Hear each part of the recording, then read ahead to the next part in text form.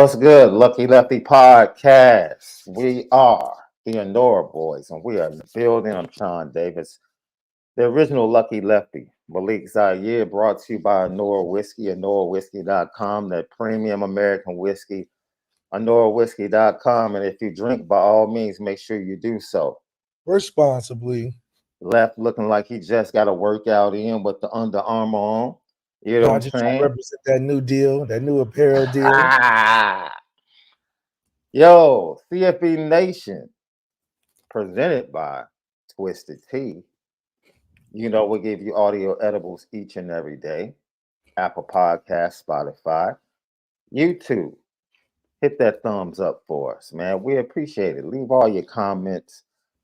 We check them out. We respond to all. It's the Lucky Lefty Podcast. You already know, home in the misguided passion. And we definitely spin it different. We'll hear from both coordinators today.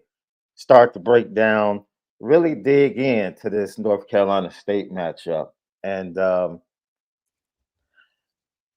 matchups like this left, it gives consternation to certain people and or a certain segment of the fan base. And understandably, crazy things have happened in Raleigh when Notre Dame is going there. North Carolina State has brought really good teams to South Bend and got stumped. So, I mean, it's kind of a mixed bag when it comes to the relationship between North Carolina State and Notre Dame. But ultimately, the attitude of the better team usually decides these type of matchups. And what I mean by that, Left, is it's matchups where you feel like, oh man, they got a really good quarterback and their defense is they have some really good players on defense, and it could be a tricky game. Who knows what could happen if they get out in front early? If you start making up all these things, Notre Dame's the better team. That's it. Period. They're decidedly the better team in North Carolina State. 7.5-point favorite, which means if the game was in South Bend, they would be a double-digit favorite. You get a field goal to North Carolina State because they're playing at home. That's 7.5-point favorite.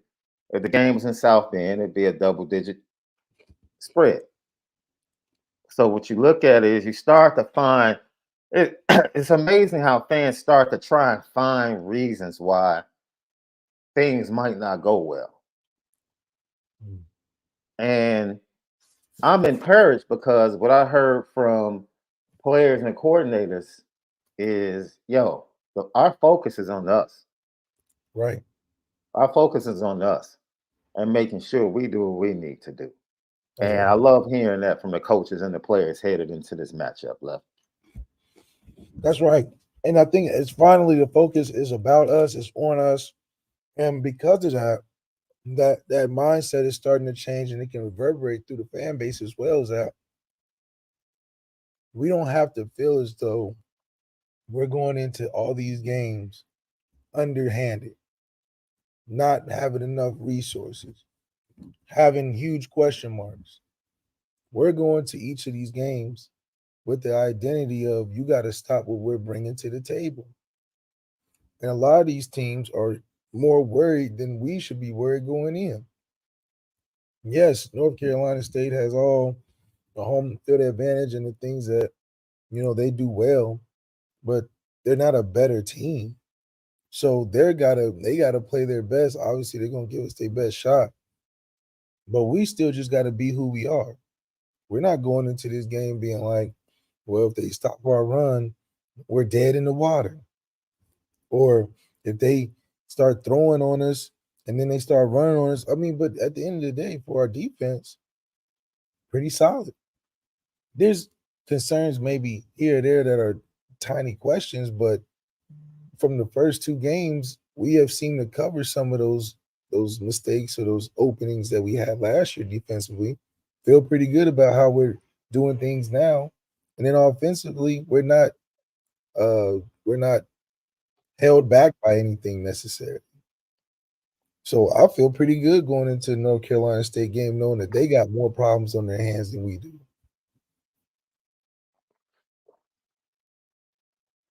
P Dub makes a great comment here. Everybody's saying it's a step up in competition for Notre Dame, which is true, but it's a step up in competition for North Carolina State too. That's a great comment. They That's got a to great play comment. us. Yeah. Yeah, they got to play us. They're thinking like that we're the biggest team on their schedule this year. Before, teams that had us as the biggest game on their schedule this year, they felt good because they knew that if they played their best, we're going to play to their level, and then they got a chance to win. Because that's what we famously do. We play to the level of whoever we play. Now, you're playing to the Notre Dame level. Now it's we gotta do extra stuff to get over the top because Notre Dame is solid throughout. You just have to come on your best day. It's not like we can just attack a certain part of Notre Dame that can be huge later on for us, like being able to not let us throw the ball down the field, not having receivers that can win one-on-one, not having the tacklers in space or the speed to make plays in space. Now those holes have been filled with depth,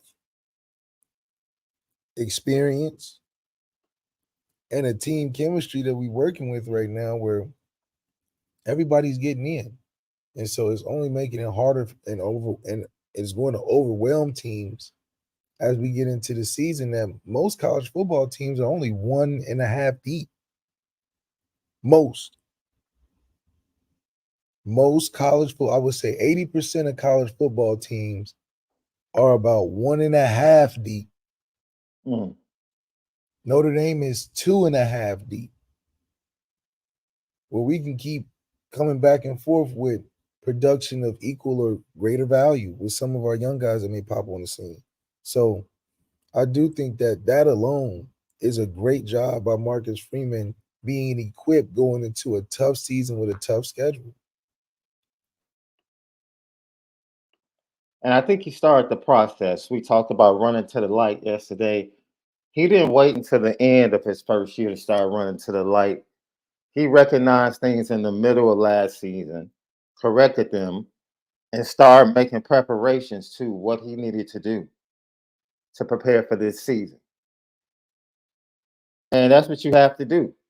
Yeah, And like you said, the mindset is the most encouraging thing. Has that's not right. look, people watch Duke beat Clemson, you watch North Carolina State, and you're like, oh man, I worry about this, I worry about that. Either Notre Dame is about to become an elite program or they're not. Or they're not, because there's no excuses right now. Look, Notre Dame, we believe, is ascending as a program under Marcus Freeman. You look at Clemson, Clemson looks like they're descending as a program for multiple reasons under Dabo Swinney. It is what it is. So if I'm watching a game and I'm watching Duke, I'm not watching a Duke game with a trepidation like, oh man, this is going to happen to Notre Dame. No, Because this Notre Dame team does not resemble exactly. teams of the former era that had an attitude going into matchups like, oh man, everything has to be perfect. And Or if we do this, it goes back to knowing who we are, because if you think about it, why are we looking at Clemson like they're us? Yeah, it's a big game for Clemson because they're going through it. But let's not think we're looking in the mirror at ourselves, or teams that y'all consider trap games, or just because of scheduling. Like, we have to look and know that we know who we are. We're not the teams that are making it look close. Ohio State versus Indiana. Let's not look at us as Indiana being like, well, if we don't do this, they can do. That's not us. It's like the outside looking in reveres us more than we revere ourselves against the opponent. Like we almost are too humble. You know, some guys are just, oh no, it wasn't me, it was my teammates. Oh, it was that gets annoying. That Russell Wilson gets annoying after a while. Because at the end of the day, yeah, we got to know who we are. We're Notre Dame. That's why everybody plays us like it's the Super Bowl. They circle it on their calendar. So when we go out there, we're the top dog. We're always going with this underdog thing. Why? We are the top dog on 80%, 90% of these people's schedule. We travel the country. We on TV. It is no secret. We are not a secret team out here. As just floating around. We are an established program. So when North Carolina State got Notre Dame on the schedule, they're like, oh yeah, we got to prepare. You know, we probably got a bye week. You know how they always, you know, how they try to do us. So now it's like, okay, the target's on our back for a good reason because we deserve to be there. And so that's why I think we can't perceptionally and reversely go like, oh, well, North Carolina may surprise us with what? What do they do better than us? You see what I'm saying? Like, what are they going to show us that they haven't shown before the weeks prior where they have been struggling or barely winning? And what are they going to show against us in 1 week difference? What are we afraid of? They got to worry about Audrey Gestimane. They got to worry about Jeremiah Love. They got to worry about Jaden Grayhouse, Sam Hartman, Joe Alt, Cam Williams. They got to worry about everybody. Jordan Botello. Remember, we got guys too. Maris. We got guys too they got to worry about. So let's revere ourselves the way that other teams outside looking in revere us.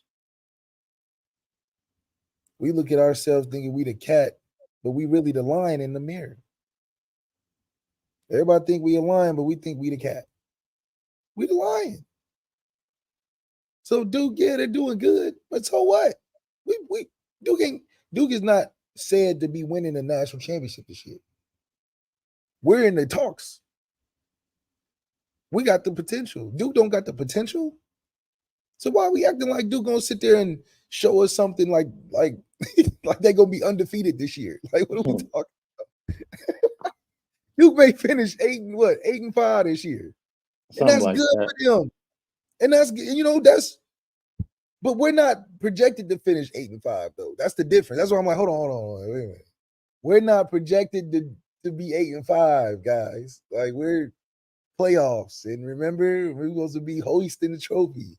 We can't be acting like Duke is the roadblock to the national championship. Come on, right. Duke's on the schedule. Yeah, we're gonna take it serious. Like we're gonna do diligence and all that. But let's not act like they we not careful.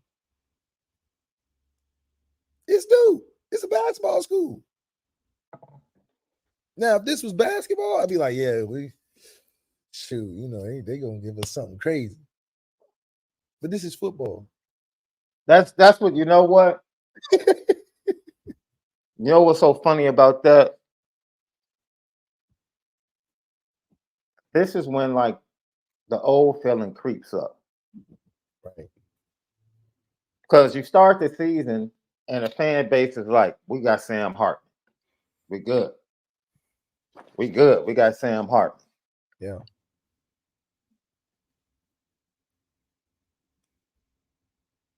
If you go to Duke, don't you have the best quarterback?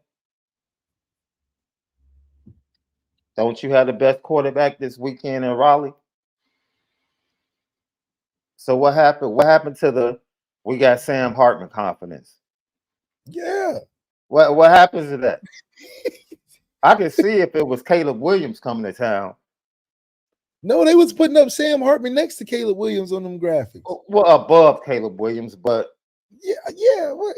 Now we got playing. Riley Leonard is the King Poobah, the Trevor Lawrence of the. And look, I believe in from a mentality standpoint. I believe in what they call trap games and schedules. Like this team in between these two games and things of that nature. That's a tough one in between that. But that's about mentality. As I said before, the mentality I've seen. I'm not talking about X's and O's, what I've seen against Tennessee State and Navy. I know Tennessee State and Navy, the competition is not anything to write home about. No. I'm worried about the mentality. The fact that they treated Tennessee State and Navy the way they were supposed to be treated. Yes. That's the mentality. Put the baby in the crib. Don't let the Yes. baby get up and walk around and act like he's got a late bedtime. The baby got to be put in the crib at 8. Put him in the crib by 8. We used to let the baby jump out the crib and run around the house and take the diaper off and become a problem. But we're the babysitters here. Let's put the That's baby the problem. in the No. crib.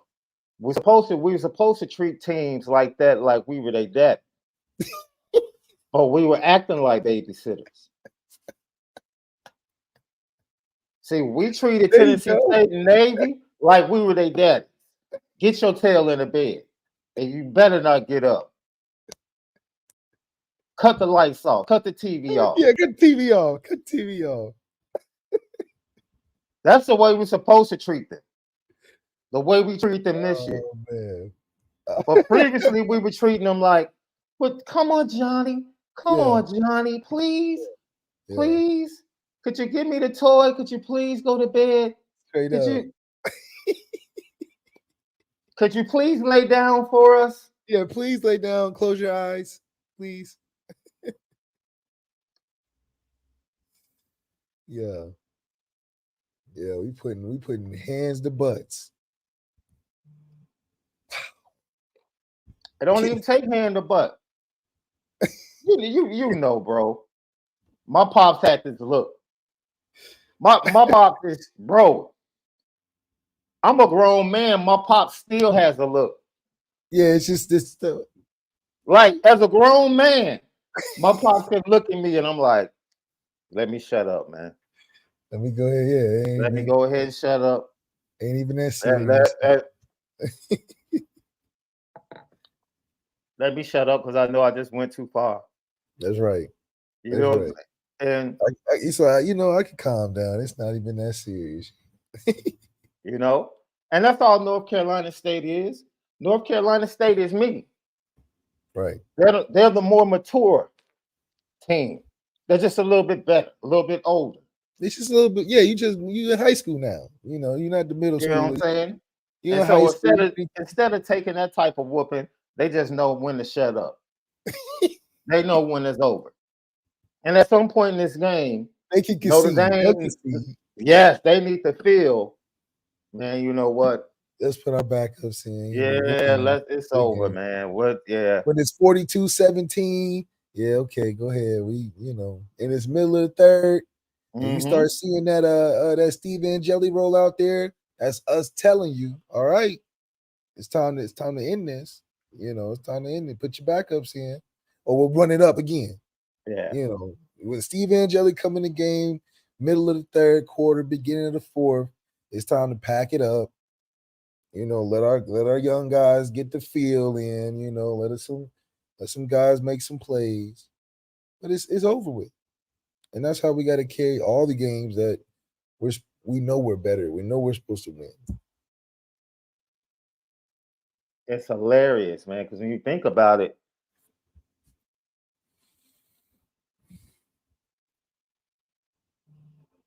you kind of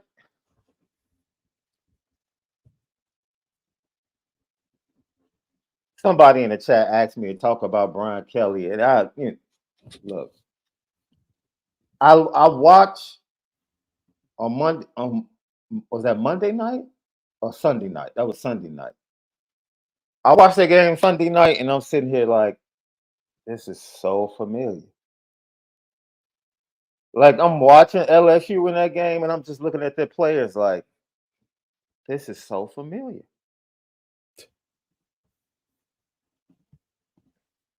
The mistakes, the special teams. I'm just like, this is so familiar, man. And I start to have empathy for the players. Like, it starts at the top, man. Starts at Like, I starts at the top. I just don't. I hate the fact that that bull crap is being poured into you all. mm, And what you see now is a decided difference in attitude at Notre Dame. right. Decided difference.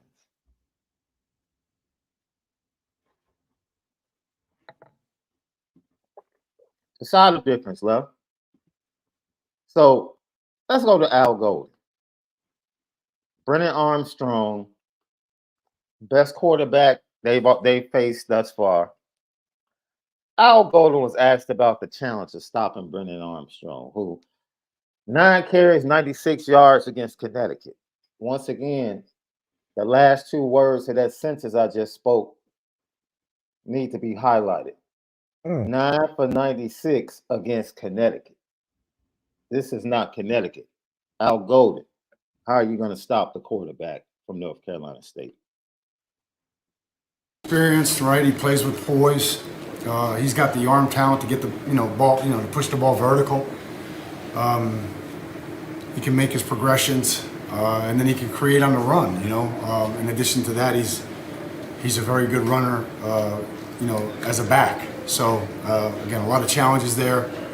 He played really well last week, and the way they use him is really, really designed for him. So great challenge for us this week. Well, I mean, I do think that it's an opportunity, like we said, to play a more traditional offense, a quarterback that has a little bit more talent than the average quarterback. I don't think that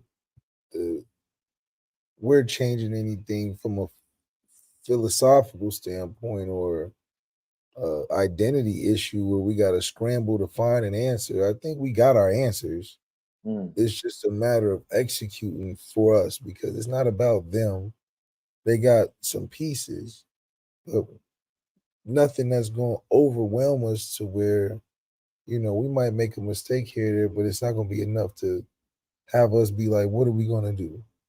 I do think this is a good warm-up playing a better quarterback than the standard guy on the corner because it's preparing us for the gauntlet of better quarterbacks we'll see throughout the year.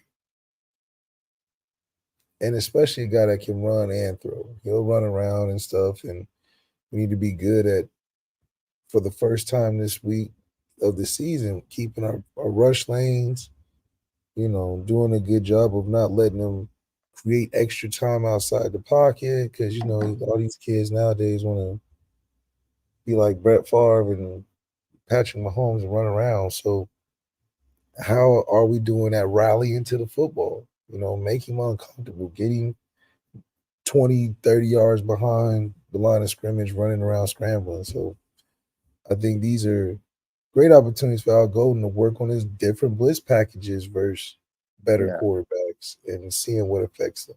That's a good point. As somebody pointed out earlier, as much as people want to talk about the step up in competition for Notre Dame, there's also a step up in competition for North Carolina State. And there's another flip to the coin when you talk about the challenge of stopping Brennan Armstrong. It's the excitement that the defensive unit has. Like, this is man. We get to chase the quarterback this week. Yeah. We don't have to worry about the triple option and assignments. We don't have to worry about, Tennessee State trick plays and multiple quarterbacks. And this quarterback brings this package and that. Man, this is the target. That we're the lion. We're the lion out on the field. That's the zebra. That's it. That's it. It's clear this week. What? He likes to scramble? Okay. George Botello, set that edge. Javante, Jean-Baptiste, set that edge. This is your week. Yeah. What's up? It's like Jalen Sneed, at the Rover, spot him. chase him down. This is fun. This is the type of assignment. This is the type of game that gets you excited as the defensive unit. That's right. You're like, okay, this is finally we get to play football. This is the football we want to play.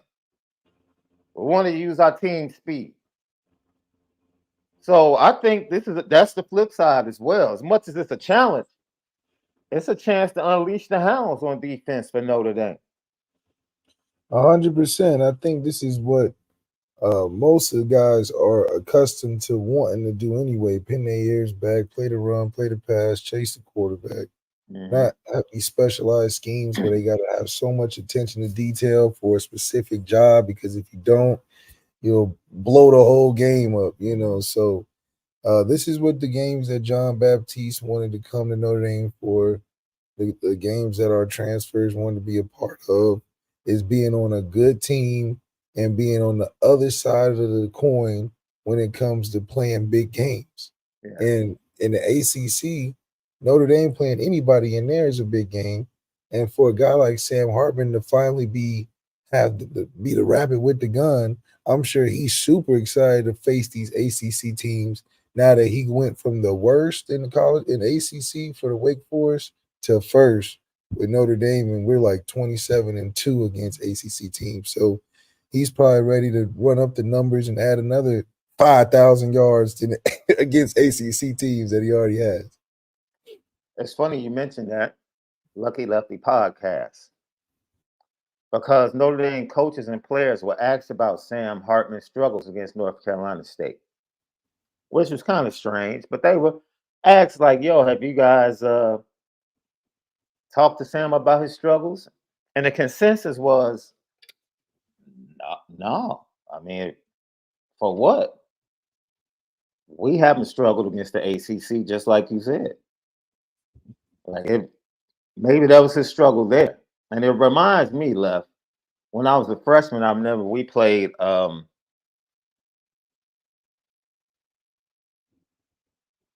freshman on varsity basketball. We played Mount Carmel. And we played Antoine Walker. Antoine Walker was like a sophomore. Donovan McNabb was like, I think, a senior point guard, right? So when I get in the game, they throw on a press, and I'm like, I'm playing, but the truth of the matter is, I'm like, yo, it's a little intimidation, right? So the next year, we signed the top 2 8th graders. So we got the best 2 freshmen on our varsity squad. I'm a sophomore. And then we get a transfer big man. When I tell you I walk back in Mount Carmel's gym next year with my chest out left, like, what's up? Yeah. What's up? Y'all ready to play this year? Yeah. Let's get it. What's up, Twan? Whole new confidence. Yeah, you call him by their first name. What's up, Twan? You slick disrespectful now. Yeah. You walking down the court, you might bump into him on accident. Right. Like, what you? Right. You know? Right. And that's Sam Hartman walking into Raleigh. Oh yeah. You know, y'all remember the old Sam? Oh yeah. That was the old Sam. Yeah. Now I got some bazookas, I got some grenades. I done got a whole got a tank.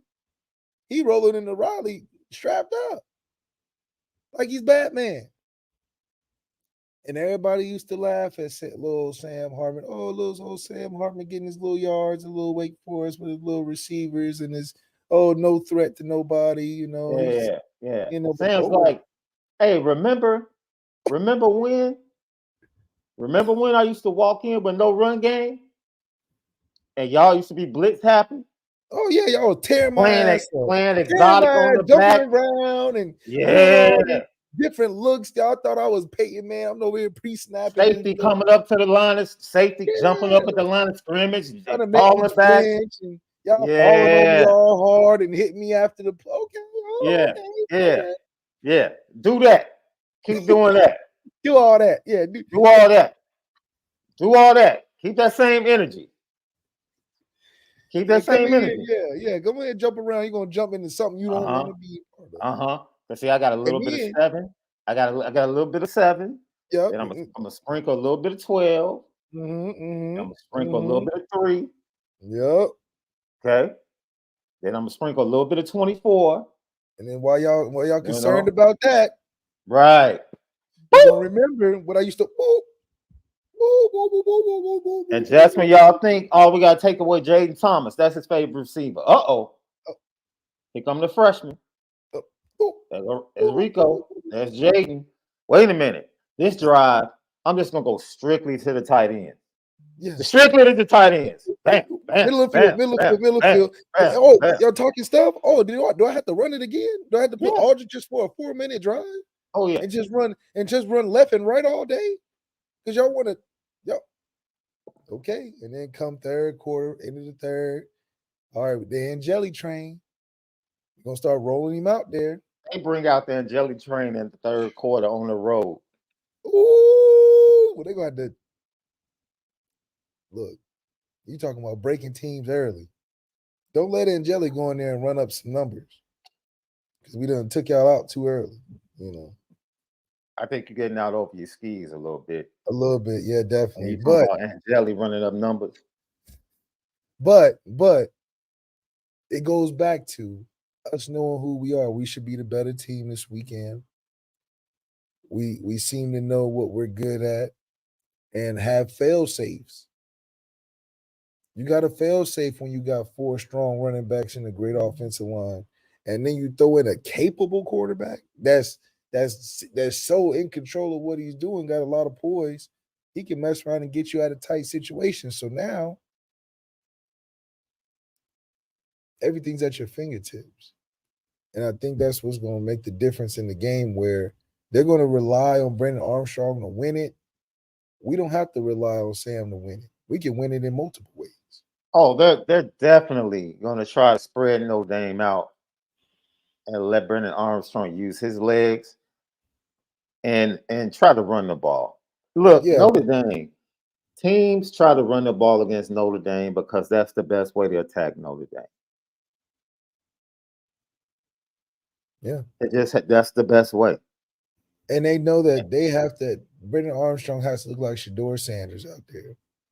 And the likelihood of that, with all the things that we're doing defensively, I feel good about it. The most that a team like this can get at their greatest is 24 points. And I know right now we can at least get 35, 40 on this team offensively. If Notre Dame points they can put up is 24. Well, this North Carolina State defense, which was really stout last year. Right. Okay. As I said, they gave Sam troubles as Wake Forest. They gave up 19.6 per game last year, but they lost a lot of talent. They had transfers came in. They have some really good athletes at linebacker. They're young up front, and then they believe in their secondary, right? That's fine and dandy, but you're gonna have to come up and help the defensive line. Yep. They're gonna have to make a decision early. You can't hide. You can't hide. You know what I mean? I heard the story. My girl told me this story about how she surprised that boy when she went to see him. And she said, bro, when I got through security at the airport, I went in the bathroom. And when I came out, I had on a trench coat. And I wore the trench coat all the way to LA. And I said, okay. And she said, when he picked me up and I got in the car, I took the trench coat off. And I had lingerie on. And I said, you had on lingerie the entire 4 hours of the flight? And she said, yeah. I said, but couldn't you have changed after you got off the plane? Yeah, you gotta change off the plane, man. You tripping. And she said, bro, I never thought about it like that. I said, you were so excited to get into it. She was like, yeah. And This see, is a that's crazy story. and see that's true story, man. One of my best female friends, bro. Oh One of my my best goodness. female friends. It worked. He was super excited. I just was like, sis, you could have gone to the bathroom and changed when you landed. You didn't have to be on the plane in lingerie for 4 hours. Anything could have happened. And that's North Carolina State. They can't play around. No. North Carolina State is going to have to show early. Okay, how you gonna defend this? Yeah. You putting 8-9 in the box? What you doing? See, you can mix up stuff and play around with Sam when he was at Wake Forest, because Wake Forest was one dimensional. No. You got to declare early to Gerard Parker and Sam Hartman what you're going to do. Just like my girl, she declared early, left. She decided, she declared a little bit, I guess in the grand scheme of things, it was about her comfort level. This is crazy. Hey, true story, man. True story. That was based upon her comfort level. She was comfortable doing that, bro. You know what I'm saying? She was comfortable taking a 4-hour flight. Oh, that's in lingerie. I love the dedication, though. Oh man, I don't know. I love the dedication. Her guy was happy. I'm just saying you could have made the change when you landed. That's good This advice, week, Sean Davis, right there. This week, unlike the previous games against Wake Forest, North Carolina State does not get to play that many games. They don't get to play as many games. They're gonna have to come with it. They have to make some declarations early. Now, this might be the first game we get to see truly how Gerard Parker adjusts left. This might be the first adjustment game of Gerard Parker. Yeah, I mean, Sam Hartman's been making adjustments the first 2 games, getting us into the right plays, being able to survive. Yeah, but I'm talking about full scheme, not at the line of scrimmage. I'm talking about full scheme, halftime, like, okay. Yeah, I think definitely this is a good opportunity for him, if he hasn't already, take advantage of being able to strategize with his guys at halftime, certain plays that they may come back to, certain things they want to start implementing once you figure out what they're trying to do to you defensively. And I do think Gerard Parker has enough of rapport and relationship with his other coaches on the coaching staff to be able to communicate properly the things that they've noticed and the things that their position groups have said in terms of how to collaborate to get better. Notre Dame does a pretty good job at making those type of adjustments when it comes to listening to their players. And I do think that Gerard Parker having Sam Hartman is a nice funnel for your thoughts if you're Gerard Parker in the second half, to be like, this is what I'm thinking, and for Sam to be able to execute what he's thinking because of his experience in this, that, and the third. So I do think Gerard Parker is in a prime position, like we've said all season, with all the talent and all the resources and the quarterback to be able to make it happen. If he's really as good as as we believe, I mean, this shouldn't be hard for him. I want to start obviously thinking playoffs, but this is all tune-up stuff. Ohio State game, I want to see how you really putting it down, because that's what people's going to evaluate off of. This isn't a game people are going to determine whether you're good or bad at your job. That's Ohio State game, because you're playing at Notre Dame. This isn't Purdue like he was at before or any of those other places. So this is a tune-up where get your calls going, get stuff that you like. But by the time Ohio State comes, that's the stage where adjustments and finding ways to put Sam in the right position is going to come in clutch.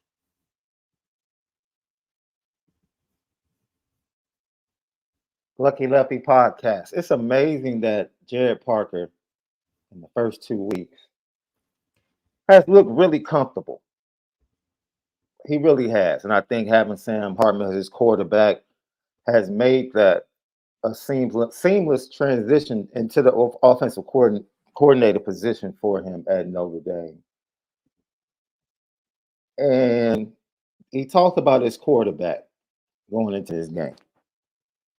We have not. All we've done is study the next opponent. We're not certainly playing dumb to the fact to know that he was in that league and he's played there. I get all that, and those things are real. But as far as looking about what he did in that offense against them, it really just doesn't apply to us. So we're just trying to prepare for our next opponent this week, who's a hell of a football team and a big-time challenge for us on defense. And we're trying to put our guys, including Sam, in the best position possible to have success this Saturday. I want to translate that because I feel like Gerard Parker talking trash, but can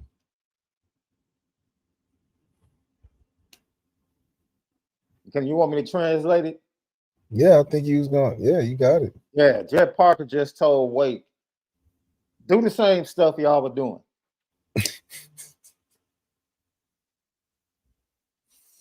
Do it. Yeah, do it. Do it. Yeah. I heard the same sentiments. That's what he said. He's being real nice. No, I don't think it means much with his little country twang. I don't mean much. Those games don't matter. We're just trying to do the best. It's going to be a challenge for us offensively and defensively. And we're just trying to do the best to put our guys in good position. Right. And make plays. Yeah. Go ahead. Approach him the same way you used to approach him. Go ahead. Once again, the last two matchups against North Carolina State, Wake Forest averaged 2.2 yards per carry. I ain't going to get it done.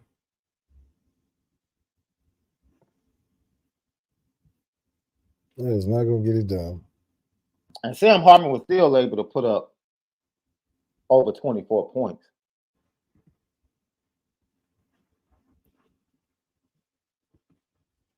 .2 yards per carry left.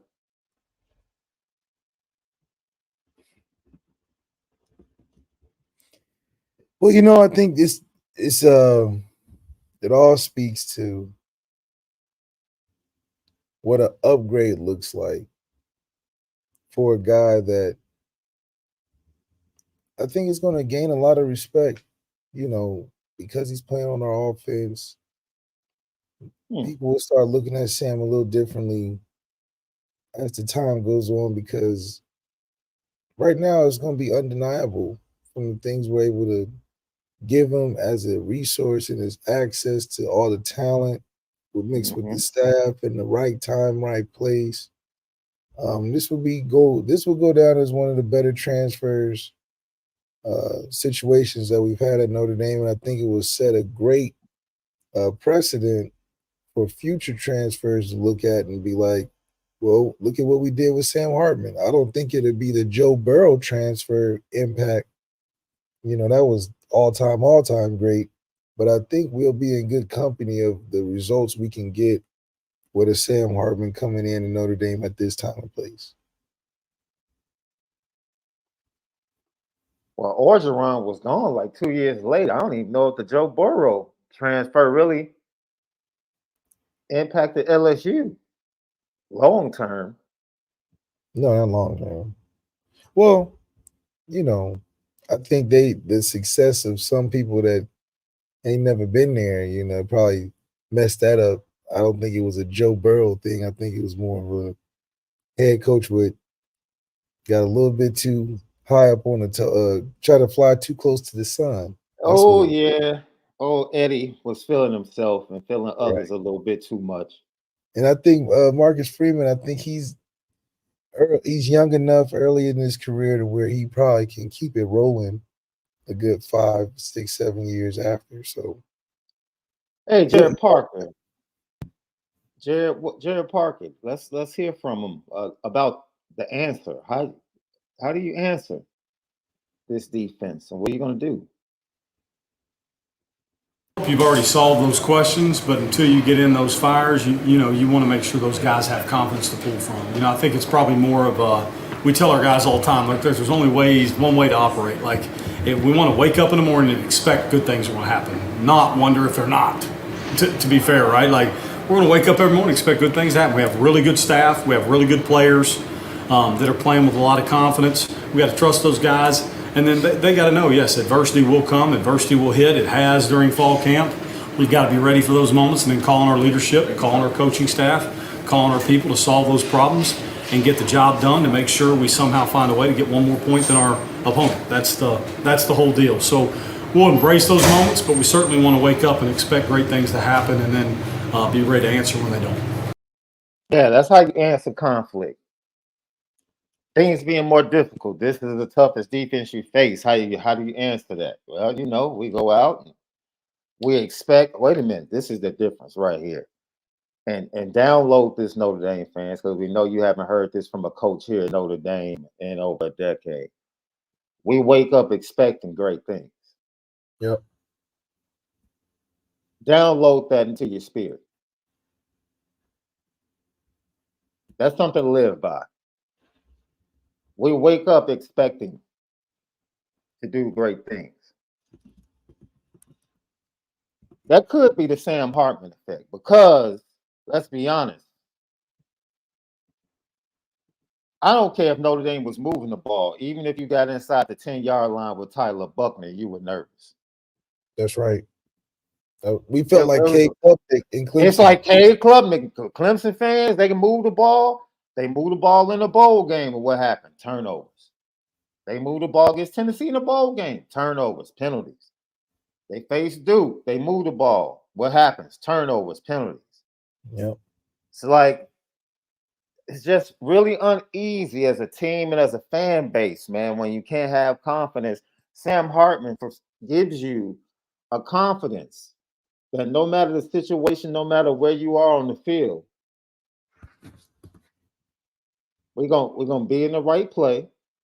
We're gonna execute the play, and we're gonna do great things, like Gerard Parker said.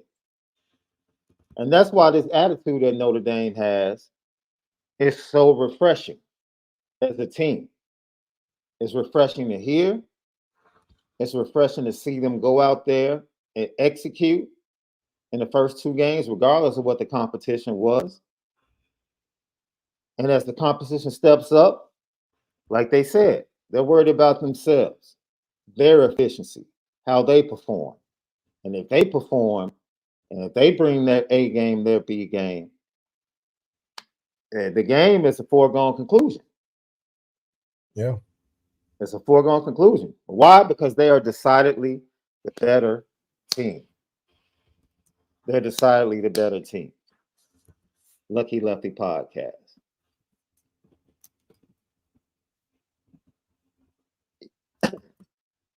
If I asked you, we said North Carolina State is going to have to declare defensively what they want to do.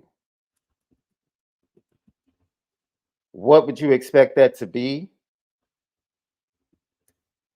And do you expect explosive plays, or would you expect a methodical breakdown of the Wolfpack? I think the Wolfpack will do everything they can to not just let us do whatever we want. So if I was them, I would focus on taking something away and rely on us just being a one-dimensional way of winning.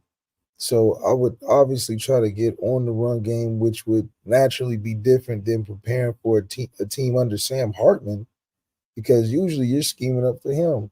And I think it would throw him off by having a scheme to stop the run first, because if you let the run go, Sam is just gonna go crazy, like we've seen the last 2 weeks. So they got to get a handle on the run game, and be okay with if Sam throw for 400 yards and 4 touchdowns again because he's tossing it over your head. At least you committed to not allowing us to just run up and down the field on you. So that's the predicament that I think they're facing. And we'll see how it plays out for them. Maybe they'll try to throw some adjustments in must pass situations. They bring the pressure to Sam, which I would expect. And he's done a good job of avoiding some of the blitzes that we weren't able to pick up and still be able to make plays, which have been a breath of fresh air because he's not a totem pole out there. So Right. I do think that North Carolina State will try to mix in a good amount of blitzes, but their focus will be on stopping the run game. You know something else, and I think I caught this listening to a Colorado podcast, and I think they were talking to Shaun Lewis, the offensive coordinator, and he said we expected them to try and pressure Shador early. So what we wanted to do early was to scare their linebackers by getting Dylan Edwards and our running backs involved in the passing game in the flats. We just released them. And once we hit them with that big play and a couple of other plays, now the linebackers were a little bit more hesitant to just come on blitzes because they had to worry about the running backs in the passing game. And we've seen the running backs for Notre Dame be very relevant in the first 2 games. So I wonder, even if they become more involved, whether it's the screen game or just free releases out of the backfield, to be able to attack North Carolina State if they do get ultra aggressive with their linebackers. Yeah, I think that what's so cool about what that excerpt is that it's true. The running back is the most open receiver in any pass down or any pass set. So for Shador to be able to work that early, it does threaten the defense. I mean, I tell my offense every day, hit the running back early, man. Make them play football, make them chase and make tackles, and we can pick up 4 to 5 yards considering we can make the first guy miss or just put the defense on notice because now they get used to biting on those things, right? Now you're hitting the things behind their head, the overs and the thumbs and the crosses and all of that. But it's definitely a what they call it chestnut checkers, where you got to understand what a defense get annoyed with, what they allow. Some teams will allow you to catch it 3 yards and under, and they rally to tackle. But when you got guys like Dylan Edwards who can catch it under 3 yards and turn it into something bigger, you're like, we can't allow that anymore. Right. Now you at panic because that can happen every play. Yes, and that can at any time you can take it. Right. It affects your whole philosophy on defense because you're so used to saying, we'll give you the 3, we'll rally the tackle, and then we'll play from there. So when you can't do that and you start worrying about it, now we're over your head. Now you got all these different receivers going crazy. So it's definitely a process that if it gets locked in, you're going to be having a hard time defensively. Give us the 3 biggest challenges this weekend, Left. The 3 biggest challenges this weekend is letting the hype of the old mindset take over where we feel like we can't go do what we've been doing against a traditional team, So for us, don't let us limit ourselves by what we assume to be afraid of when we have nothing to be afraid of. We need to go out there and do what we need to do. And I think once we get over that mental hurdle, same thing as always, we need to be able to start fast. There's nothing better than getting the ball on offense and scoring in the first drive at an away game. And I think we had the potential to do that with Sam, and it's no different in Ireland. Give me 7 points on the first offensive series. Sets the tone early. Let's North Carolina State, you're going to have a long day. Because if we're playing from the lead, it's really going to get tough for you because now you got to worry about your guys staying healthy because we're just going to run all over you to protect the lead after we get up a certain amount. So I do think starting fast in that aspect, and then just be momentum killers. We need at least 9 knockouts, meaning defensively, we either end the drive on a turnover on downs, a field goal, a 3 and out, or fourth down conversion, right? So I do think getting 9 of those statistically, we should be able to win the football game 98% of the time. So let's focus on getting 9 knockouts. Defensively and offensively, we'll just take care of business.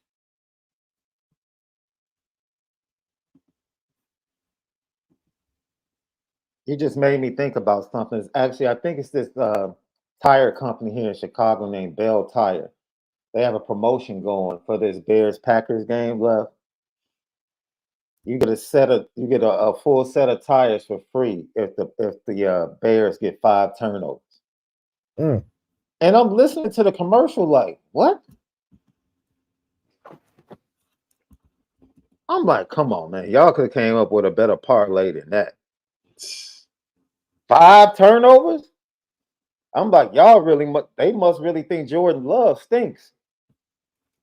Damn. I'm like, 5 turnovers, man. You could have come up with an interception, fumble, and a kickoff return or some type of crazy. No, couldn't have 5 did it. turnovers? Couldn't have did it.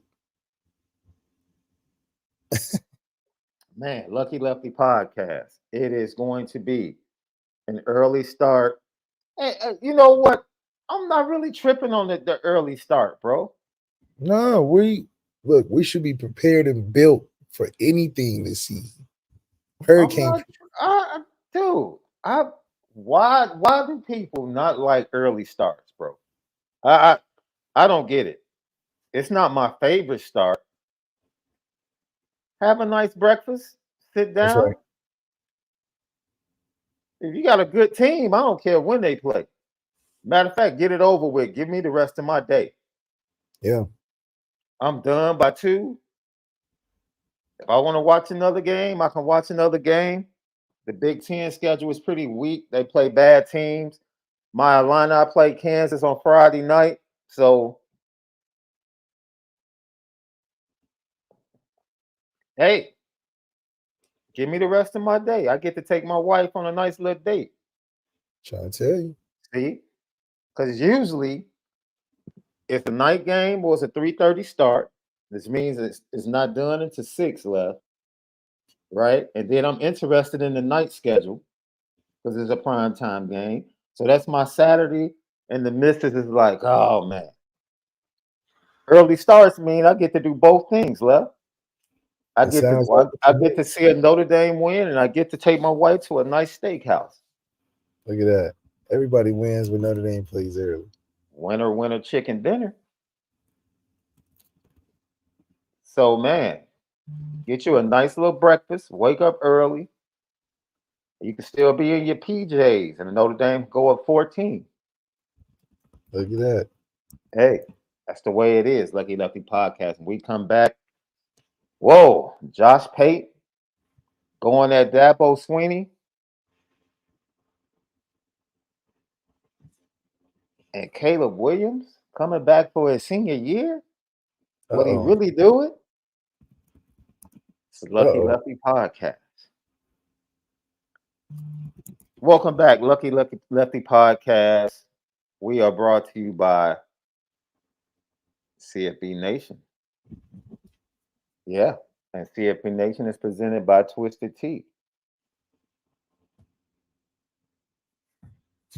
Left, I'm going to call bull crap on Caleb Williams. Okay? Okay. I'm going to call bull crap. Caleb Williams, through his dad,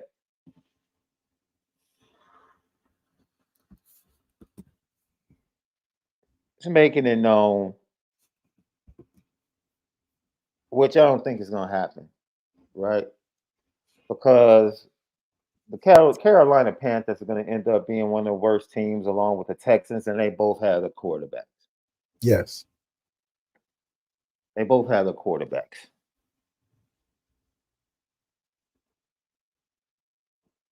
So you don't think he'll be the first pick due to the teams that No. somebody's going to come get him. Oh, they'll trade up like the Texans Oh, yeah. or whatever, trade back. Yeah, because they got CJ Stroud. But they'll probably want to take the first pick, though, right? Well, because you got to think, too. I mean, there's so many quarterbacks looking to get drafted this year. And a lot of teams got their guy. So, I mean, what are they going to do with the quarterback heaviest draft class of all time looking like? it is one of the heaviest classes, but his ego, he wants to be the number one pick. That's number one. Of course, yes. It's going to be his agent's. It's going to be his agent's job to make sure that he's the number one pick. Yes, that's his job. Yeah. Therefore, he's going to have to create the trade for him to end up in that number one pick. So let's see. We're talking about Atlanta. Atlanta's going to be bad. Tampa's going to be bad. Carolina's going to be bad. The Texans won't be good.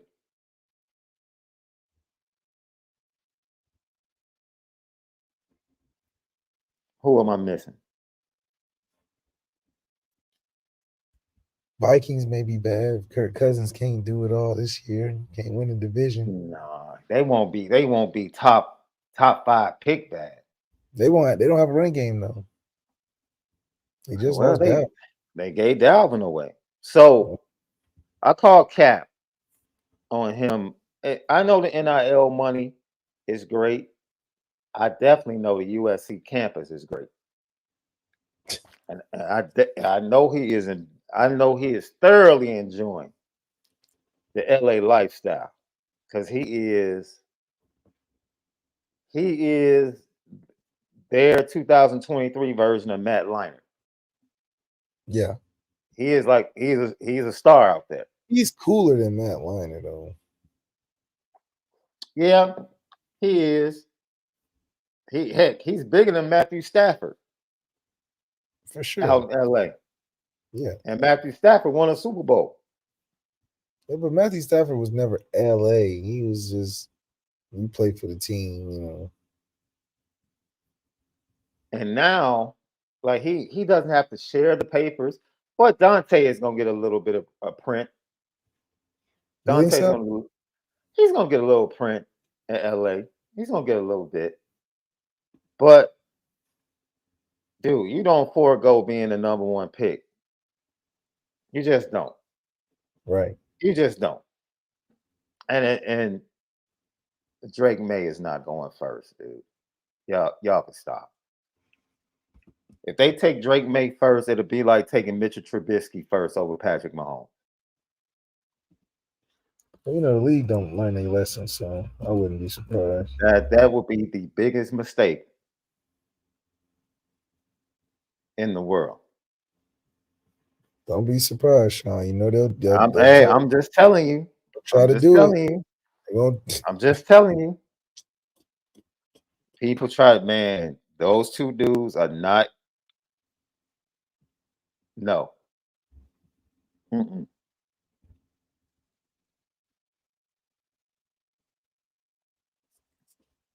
Nah. Mm-hmm.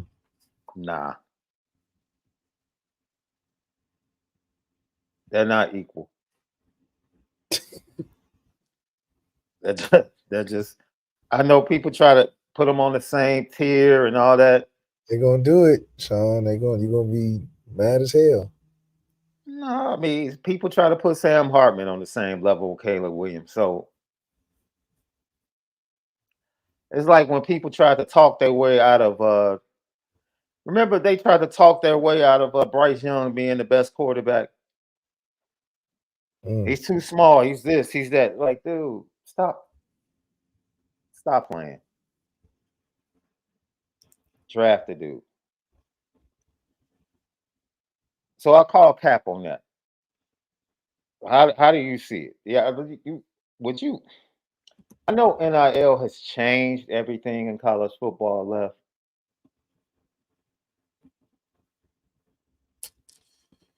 But I mean, what team will he really not do? There's going to be a bad team or a mid team that gets your services. The whole thing is, I think it would be if you give him the Joe Burrow treatment, where most likely number one you're going to a bad team, but if you give him the Joe Burrow treatment and give him a bunch of weapons, he walks in there with a number one receiver, Yeah, but I mean, then you can't really be too upset, because then it's like, what do you need? Most of these good teams don't have the amount of offensive weapons at the skill position to be relevant in the offseason. Joe Burrow caught that fire, right? He's good, but he also has all those number one potential receivers. And now he's playing for AFC championships and Super Bowls with no offensive line. So I do think Caleb Williams is young and has enough escapability to manage a decent offensive line. But if you give him superstar weapons, the Joe Burrow route, they've been able to have some early success early on. And now Joe Burrow's poised to make the money. That's $70 million a year by the time Caleb damn near gets to that second contract. So that's what you want to race to. If he's young enough to escape a bad offensive line, but if you dress him up with weapons, he's going to be playing late in the season for some hardware. And now you're looking at 4 years after college, that NIL money of $3 million a year is going to look like pennies when you're getting $70 million a year on a second contract and you're 28. Right. So no, I wouldn't stay if I was him. He'd be a fool. Be a fool. An absolute fool to stay. If I'm his agent, I'm telling his agent, you need to go over there and make sure if they're going to pick me, you're picking 3 top players, 3 top skill positions specifically that I can rock with and I can win with. And then we can see where it goes from there. Because now I'm trying to guarantee that $70 million in 4 years. Per year in 4 years. Who said? Oh, someone said. Who's Atlanta's quarterback? Desmond Ridder. Oh, yeah, they're going to be bad. They're going to be top 5 bad. Well, Desmond Ridder? He may be bad too. You said Tennessee? They may be bad too. Is Tannehill still hurt? He's going to be hurt throughout the season. I know that. So one of them other dudes are going to get in, and, they middle of the road. So count on them to be kind of iffy too. Yes, the NFC South is terrible. They all are terrible. That's why I said the Panthers and Tampa and Atlanta will all be bad teams. They were terrible. The whole division was terrible last year. Yes, top 5. They're all going to be bad teams. All of them. All of them. Just give New Orleans the division now, which is crazy because that's Derek Carr.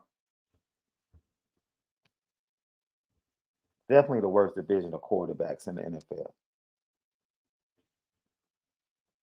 I would have to say.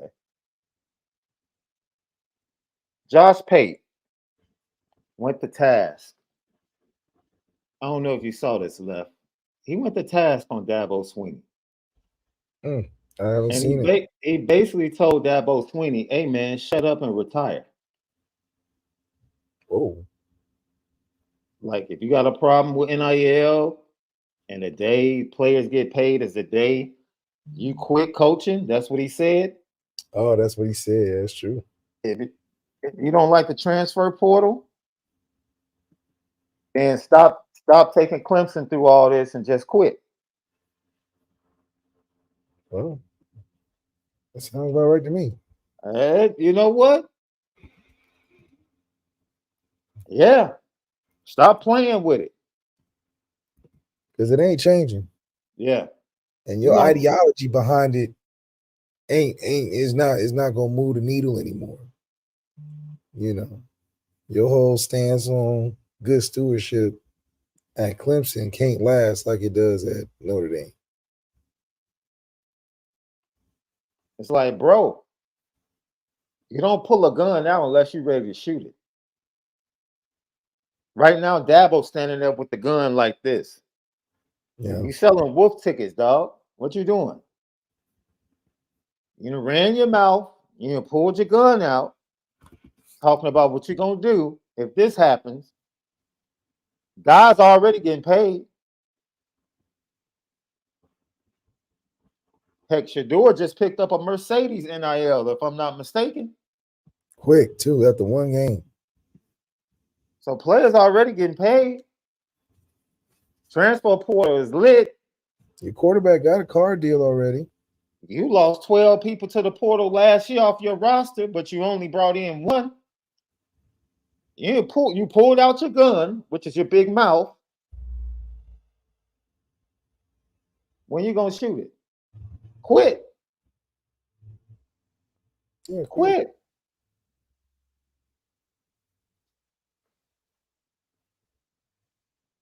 There's a lot of people that don't like the way college football is going. But it is what it is.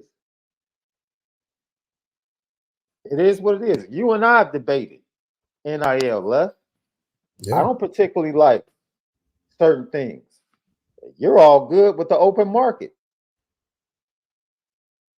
You know what I'm saying? Yeah, I mean, why not? I don't like high schoolers being promised money that haven't done anything. I'm like, yo, you haven't done anything for my brand. So why should I give you anything from my brand? Because they pay on potential. Come on. When you go I get said me.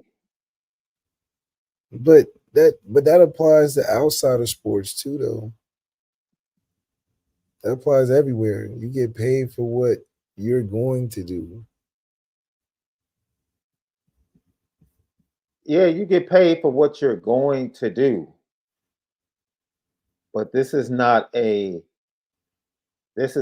scouting you NBA, you're about to bring me tons of revenue. That's what they banking on. Ema Valita, they banking on that. Yeah, but Hell, when see, you put your money in Apple on the stock market, you banking on that thing going okay, up. so you're talking about 1 to 4 people per class then. Oh, yes, but that's why I say Because you're not gonna have 20 kids that's about to do that for a school. That's my I'm point. saying, like Bryce, I'm okay giving Bryce $1 million. I give Bryce $1 million before he played. I mean, hell, look at the investment. Number one quarterback coming out of high school. You go to Alabama when they winning and going crazy. They got all these receivers. They just had Tua, just had Jalen, just had Mac. I'll put $1 million in Bryce's pocket before he played. Right. I'll do that. Right. And it cashed out. Right. I mean, but that's a great investment. So that's why I don't have a problem with it. Look. The evolution, and we talked about it the other day. And we said, man, we hope Notre Dame and Pete Babakwa gives a path to Marcus Freeman to be able to evolve. Notre Dame brought in a lot of transfers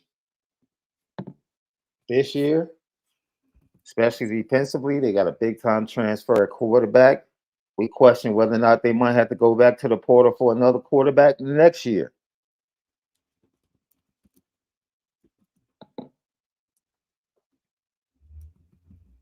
At the end of the day,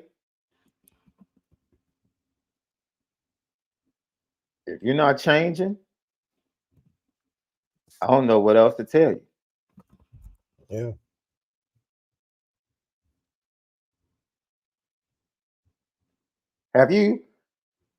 I can't wait till you try to do homework with your boys, Left.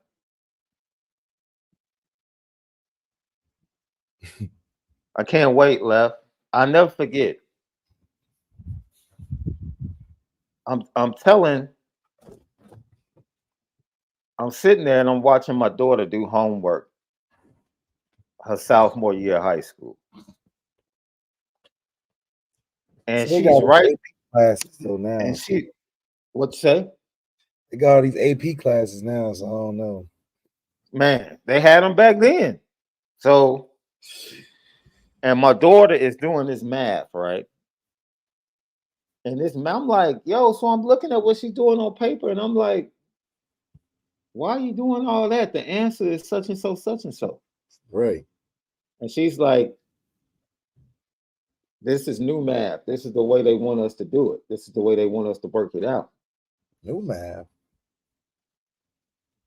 And I'm like, what?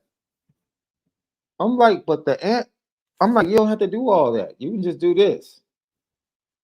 Well, I have to write it out like this, so they're gonna mark it wrong. So I stopped at that point. I said, well, first of all, I don't want to be a hindrance.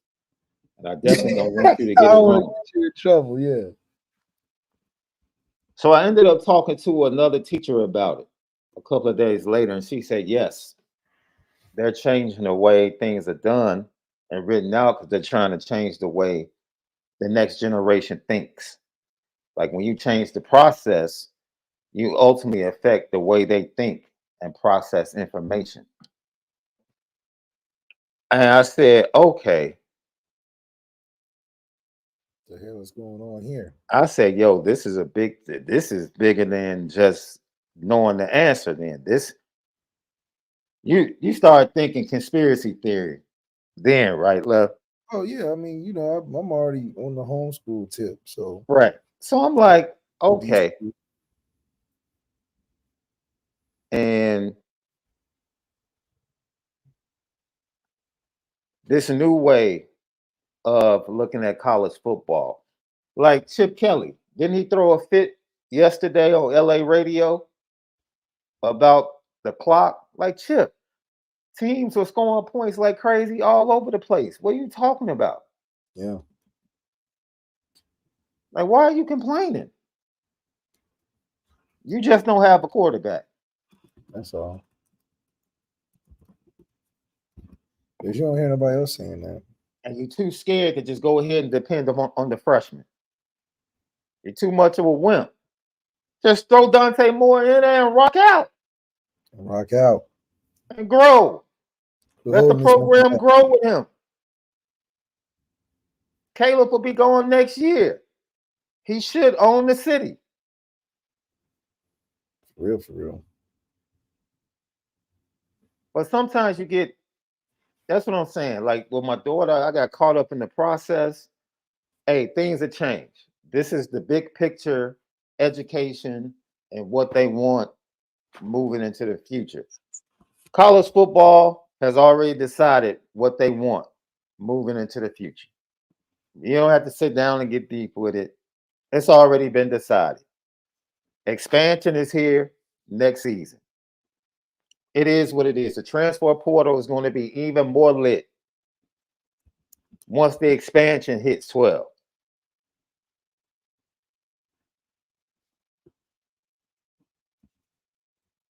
People like Dabo Swinney and institutions that want to sit and hold fast to their principles. See, Dabo Swinney, so Dabo Swinney is a principled man and Deion Sanders isn't? You know how that goes. And see, explain it to me. They're both Christians. They both have relationships with God. Well, you know. They're both principled men. I just want to know, to see the people that love Dabo Swinney, like, oh, I love Dabo Swinney. He's such a great dude. He's such a principled man. Oh, Deion is too much. Deion isn't a principled man. You just don't like the exterior means he's not principled. See, it's just weird, man.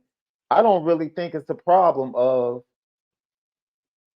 college football evolving. I just don't think people like what was the coach that said now we're gonna have it was a politician that said now we're gonna have rappers on campuses. 19-year-old rappers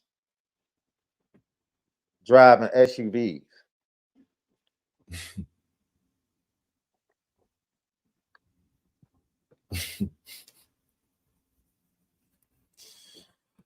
I mean, it's a cultural. Dude, and look, I appreciate Ryan Loftus being his demeanor. What about his demeanor? What about it?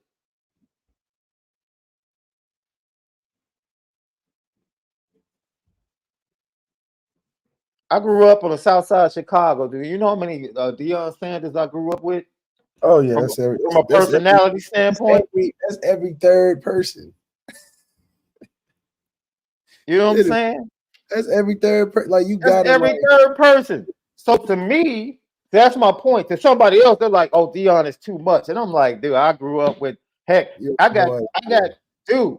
I just out of my 4 uncles, my mom's brothers, I got 2 Deions, and that's just out of my uncles and my family. And a debate with you right now. Right now, same personality. Couldn't tell them different. Same personality. I got about 4 or 5 Deions in my family too. So.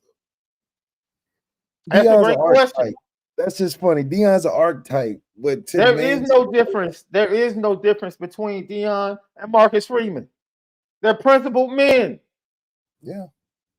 Well, there's differences between Deion and Marcus Freeman. From a personality standpoint. Yeah. I think Marcus Freeman is Deion on the inside, but he wants to be Marcus Freeman and Notre Dame on the outside. Because Deion still carries himself as a player in the sense this is why I love Lucky Lefty, boy. We're not scared to have these conversations. Go ahead, Lefty. I love this podcast, and I know that's that might seem a little bit narcissistic to say I love my own podcast, but I do. I love environments like this. Go ahead, Lefty. It's true. I think Deion, if he wasn't coaching, you would think he'd be on the team. Talking about we coming. He out there got the persona as he's still a player. Marcus Freeman played too. And I'm sure a lot of what Marcus Freeman was like as a player is different than what he is as a coach. Where I think Deion, how he is as a player, is how he is all the time. I think Marcus Freeman as a player is still that same person. Yeah. But he tries to strip away from it to be what this quote unquote coach is supposed to be like, as opposed to Deion. And like I said, the way he talked, he probably get on the jersey and all that right now. Mm-hmm. And I think the players resonate with that in a belief standpoint, like they talk about, because not only has he done it, but they're like, man, if he got the energy, like he can do it right now, I believe in what he's saying, you know.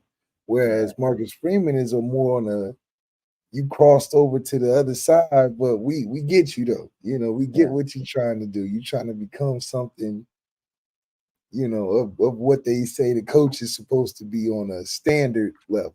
Yeah. But that's not going to make headways like Deion, who we're talking about him, not Nick Saban, because he's kept that player authenticity through coaching, where Marcus Freeman wants to be like I'm glad you mentioned. Yeah. I'm glad you mentioned. You know what I saw this morning? I think I saw this on Twitter. Do you remember the premiere performance on the MTV Music Awards of Swagger Like Us? Yeah. I saw the video on social media going around this morning, and I was like, "Yo, I forgot this song." Right? This is I don't know, Mike in Oklahoma. I don't know if you're trying to be funny with the Prime dressed like Flavor Flav. I don't know if you're trying to be funny or what you're trying to say, but that's not funny at all. If that's your way of like describing somebody that dresses different than what you might like, then I've never seen Deion Sanders dressed like Flavor Flav ever. But back to my point. Marcus Freeman, Nick Saban. Where you get the crazy comments from? No, because anytime you start talking having a sensible conversation, their horns start to show. I tweeted it out last night. Sports has an amazing way to expose the horns. It just does. Why y'all It has an amazing way. What they said. That's why I asked for clarity. That's why I asked for clarity, because I didn't want to, but like, come on, like, he don't dress like no damn Flavor. He wasn't saying that. He wasn't trying to say that. He was trying to make a point. He clarified it. Okay. My point is,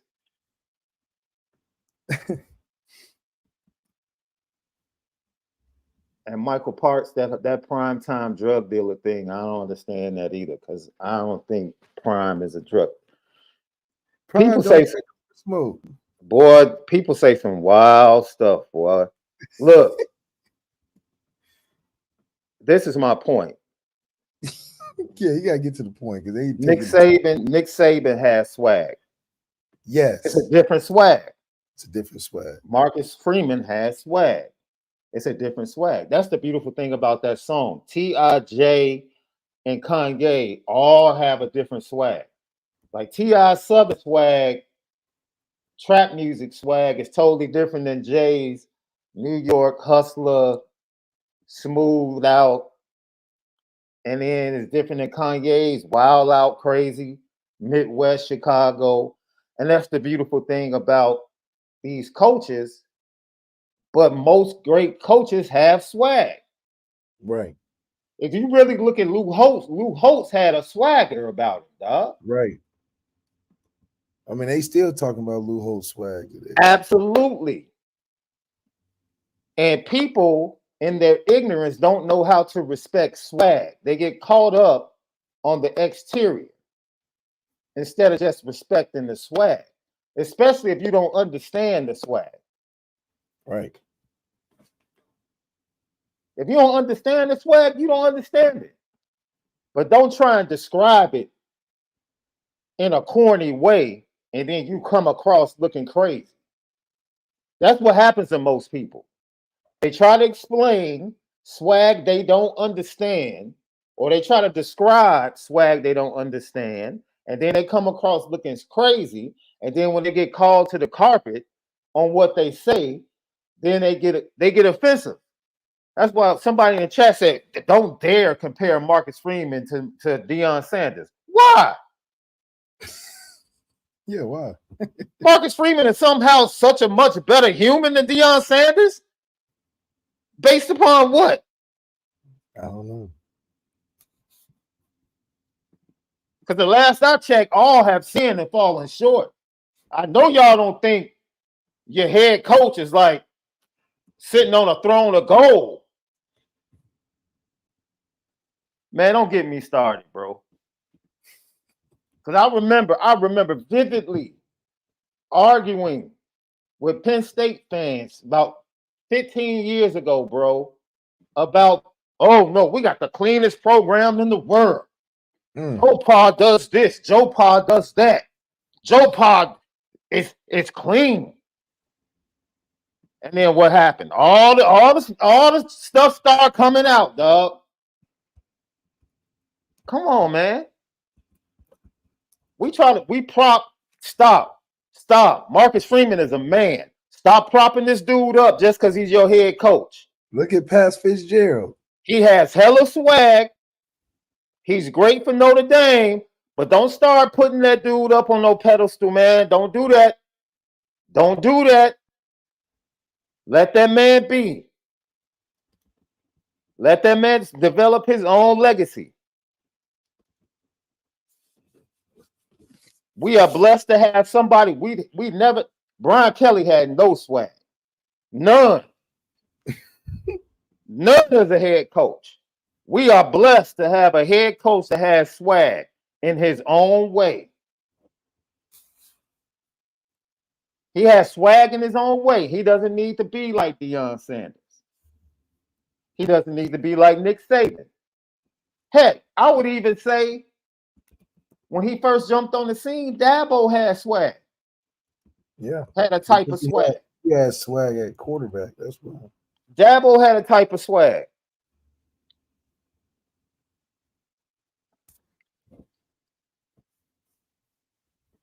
Man, these dudes are all swaggy in their own right, man. All these coaches, man. But stop comparing them. Stop trying to make it seem like that coach is a better man than that coach. What's up, Jason Whitlock? Corny self. You know the Whitlock fan? Wrote an article yesterday on Deion Sanders talking about God has receipts too. So trying to bring up all of Deion's failed marriages and his children and stuff. I said, man, how corny are you, dude? Yeah, that was corny. How corny are you? How corny are you? If that's the case, I'll throw myself on that altar too. If that's the case, God definitely has my receipts, bro.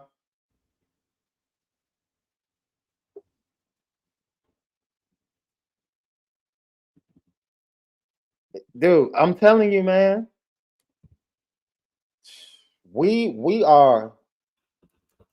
This society has become carnivores. We eat each other up, bro. We long to eat each other up. Yeah. We long to eat each other up, bro. It's crazy. It's just crazy. It's crazy. But that's how simple it is. We get so caught up on the exterior that we just won't recognize and respect. Yo, they swaggy.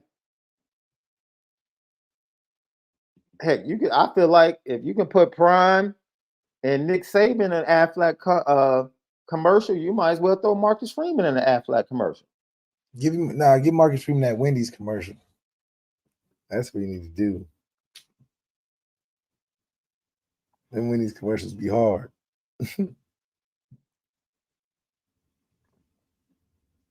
Last I checked, Marcus Freeman doesn't have a problem with NIL, does he?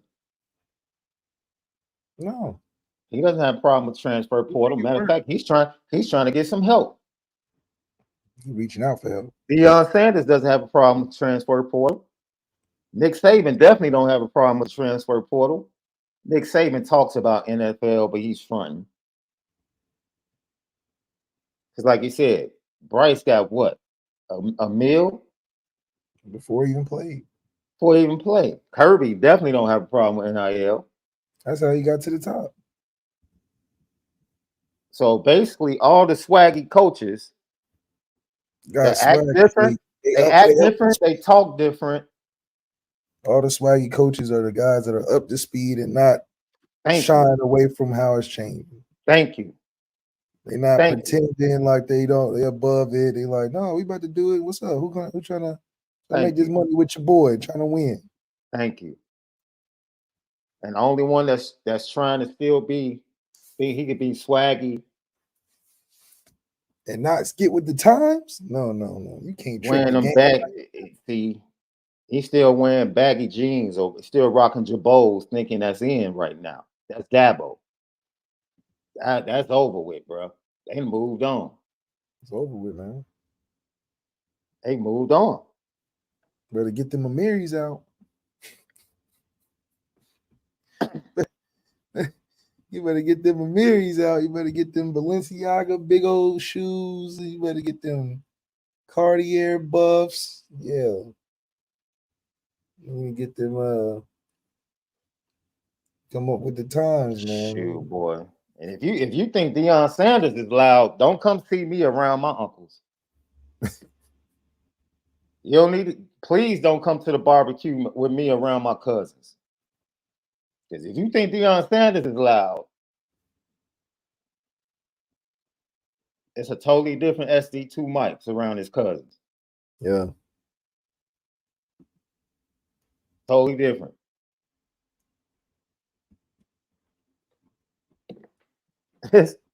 Come on, man. What we say the other day? People believe left, people believe right. But at the end of the day, we all know what this world we live in is. We know. I don't care what you believe. You know how this world you live in is. If you choose to believe a different view, that's on you. But you know what's happening in this world. Yeah, you know. We all do.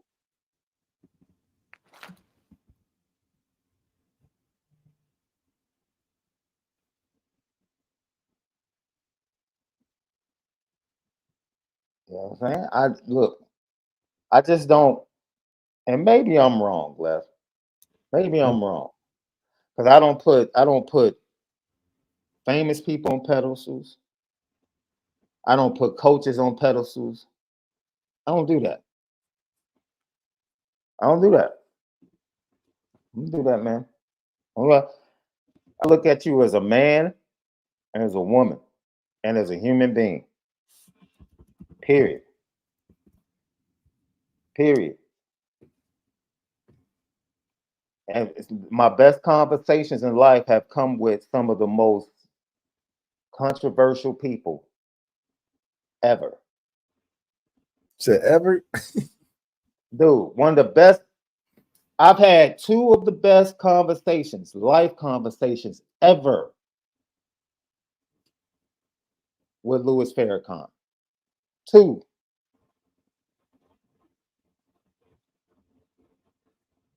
My wife went to high school with his granddaughter. My wife and his granddaughter to this day. Good friends. Went to her wedding.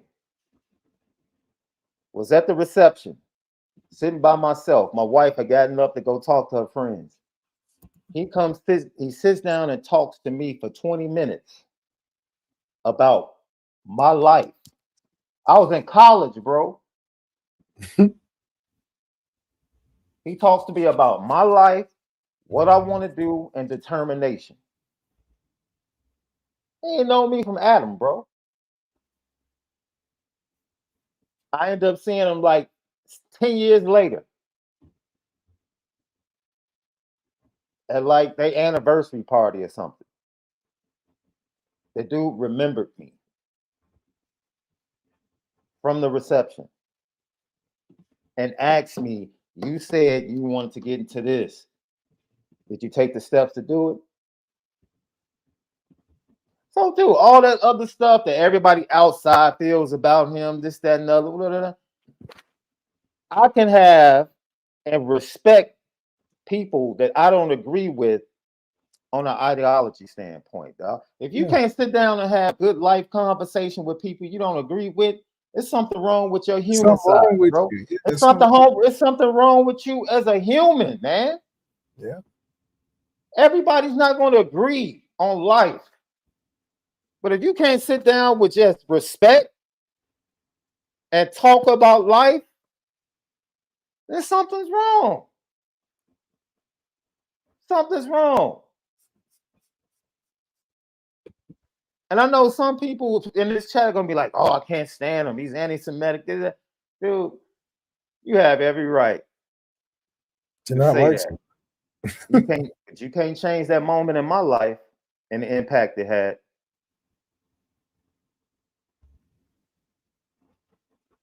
I know people that are flat out racist, bro. Racist that I've worked with in media that I've had great conversations with. I'm talking about flat out great conversations with for 20 minutes. Got up from the table with respect, like, okay, I know how you feel. You know how I feel. That's what's up. But yo, that was a dope conversation. You respect my swag, I respect your swag.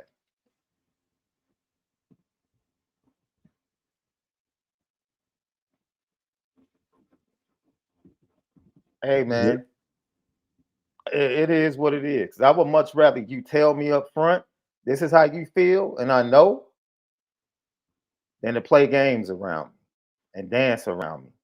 And I have to try and figure it out. Right.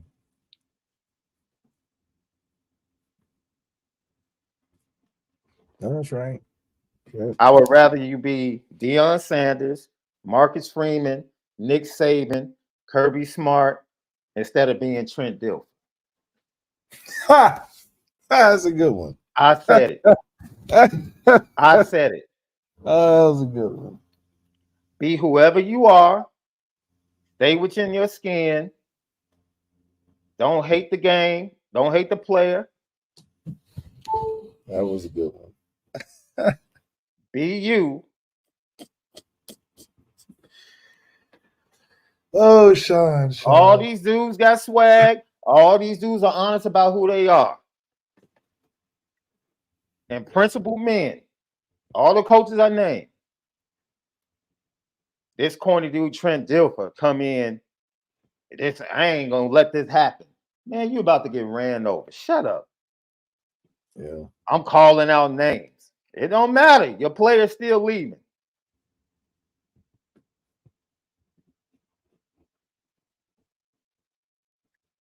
That's a fact. Now that's somebody being phony. Because at the first chance, he's taking the next big job. Oh, yeah. And That's somebody that's being phony. It's a part of the game. Oh, absolutely. Absolutely, Left. Man, corny. Corny. We said this about the quarterback position. I don't necessarily like the dissolution of all these conferences and what was tradition to me growing up. You know what I'm saying? Right. And how college football was. I don't necessarily like it.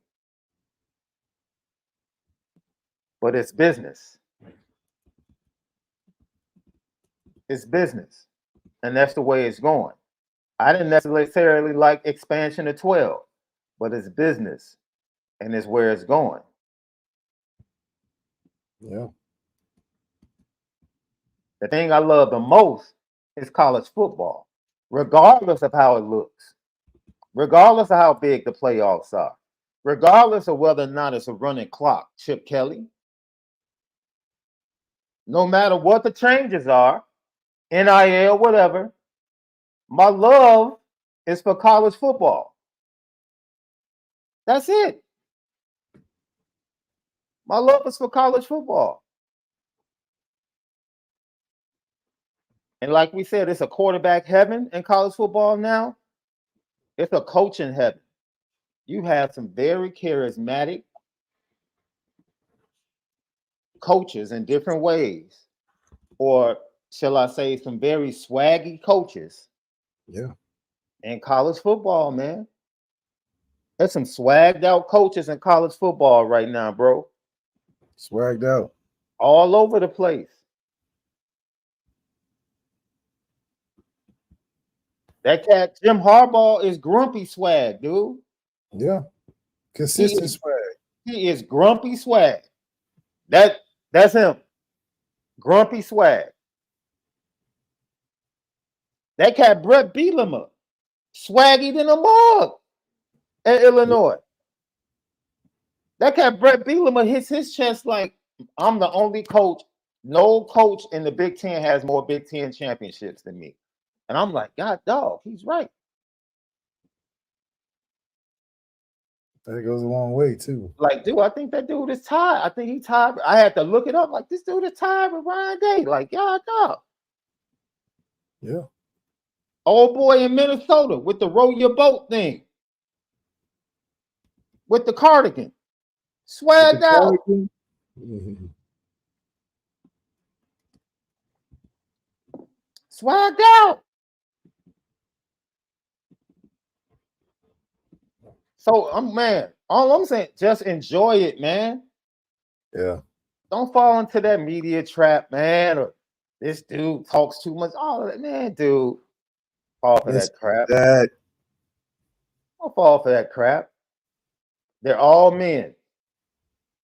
And the best of them, you can't run a good program unless you run a disciplined principle program, bro. Right. The best coaches are principled. Marcus Freeman is principled. Deion Sanders is principled. Nick Saban is principled. Successful people are principled. Unless they just thieves and criminals or something like that. Right. Heck, even criminals live by rules.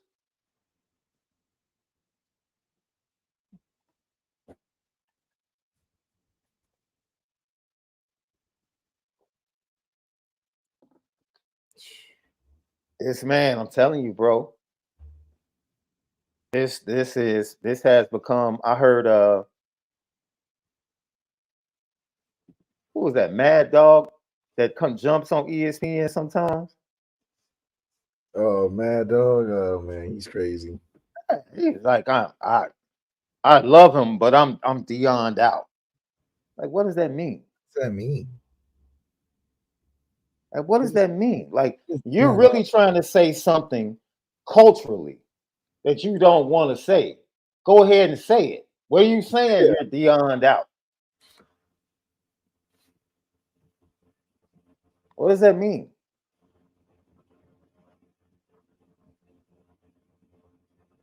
It's funny. There is literally no one. There is no coach that I could ever be tired of hearing from, bro, or hearing talk. Yeah, are you kidding me? I've been married 25 years, bro. I have a wife. Y'all brothers know what I'm talking about. You man, please. My wife left the crib at 6 o'clock this morning, bro. Come do this, do that. Bring me this. It was 6 in the morning. I'm like, oh my God.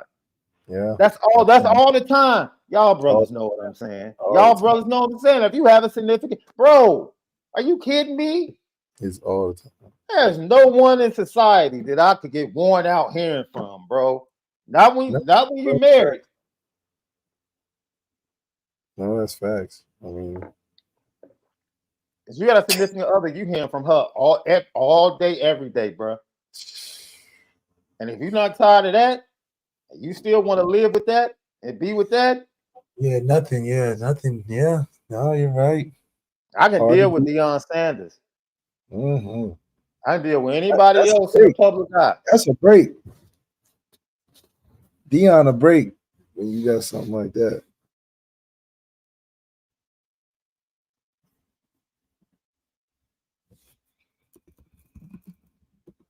Cass talking about, I'm tired of this person. A public figure? Come on, man. Oh, thank you, Elizabeth. Our girl Elizabeth. She said 31 years hearing from my husband. Yeah, hey. Okay, it can work both ways. Both ways. It is what it is. And even if, this is the kicker. You know what the kicker is, Lev? What? Even if the person you're with, that relationship doesn't last, this is why I love our podcast. Even if that relationship doesn't last, Lev, you want seconds. Yeah. You break up and then say, man, I'm trying to find another relationship. I might take a break, but I'm trying to find another one. Yeah. I'm coming right back. I'm coming right back for it. I'm going to come right back, get some more. Yeah, I don't think I've had enough. I don't think I saw how I should. So we have something special coming up. I talked to CJ yesterday. Okay. CJ Procise and Devin Butler guys have a brand new podcast on Believe Network. Yep. It's a Notre Dame podcast. Look, you know, Malik and I tell you, we are blessed to be able to talk Notre Dame, and that's enough meat. It is more than enough meat on the Notre Dame bone. So we are going to bring them on. We're going to talk Notre Dame. We're going to kick it, promote their podcast. I believe they drop 2 episodes a week. I think they're dropping an episode today. Yep. And we're going to have fun. I think we're going to do it too. Should we do it prime time, Love? Yeah, let's do it. Yeah. So Devin Butler, CJ Procise. We're going to bring them on, promote their podcast, talk Notre Dame, talk the next couple of games. Jason Smith, you got to do better, bro. You got to do much better. I just named 2 former Notre Dame players. I was about to say, he didn't hear me. I don't think he heard me correctly. That was it. That's what it was. Yeah. So we're going to try and do it tomorrow night. I'm going to try and set it up for tomorrow night. But we'll tap in and we'll make it happen. So that's Devin Butler, CJ Prostice, myself, and Malik. We're going to trip out, talk football, have fun, take questions from you guys. Tell some, well, I'll listen to them tell stories. Heck yeah. Because I'm sure, boy, dude. That whole, it's so funny. You know our boy, we had Shaun Crawford on, right? Yeah. So Shaun Crawford went, he went down to Baton Rouge, sat down with Coach Kelly, great interview, did all that. And I saw his tweet after the game Sunday night. He was like, yo, man, what's y'all real thoughts about Coach Kelly? And I started laughing, like, where you been, exactly. bro? Exactly. I've been telling you, Shaun. Like, bro, where you been? And that's somebody that really, a coach brings you to it. You love your coach. I guess. Yo. So we'll see. I can't wait to see what Dev and CJ have to say about what's going on there. I want to see what they bringing into the fold, man. I'm excited. I caught a couple clips and they're pretty good. So see what happens. So, Left, anything else before we get out of here, man? Man, good show, man. I'll tell you that. We're stacking them days, looking good. Hey, that's what we do, man. We posted 3 shows yesterday, 3 audio edibles yesterday out of 1 show. We did a 2-hour show. We turned it into 3 shows. Apple Podcast, Spotify. We need your support. CFB Nation presented by Twisted Tea. We need your support. Go ahead, tap in, lock in on Apple Podcasts and Spotify. We appreciate you guys so much. You know what time it is.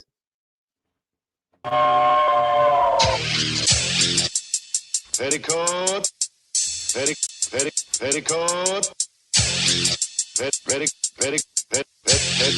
Petticoat Junction. It's time to get petty. Well, we did a good job executing. Are you upset with something? And fire up the Petticoat Junction train. I just don't like you. You don't? No. What is today's petty historic? Petty Junction.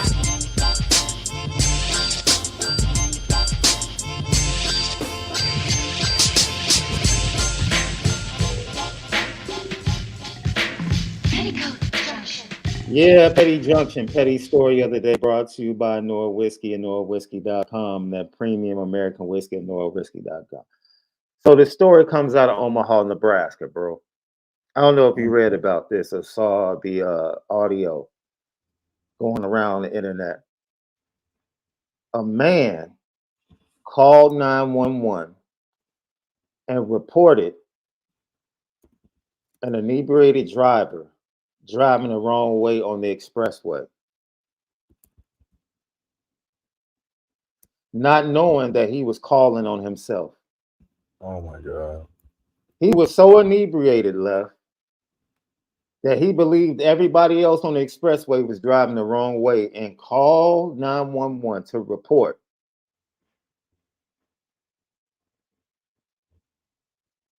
That is really crazy. You got to be. That is, bro, that is the most unbelievable story. Wow. I ever read. I wonder how. So he described himself.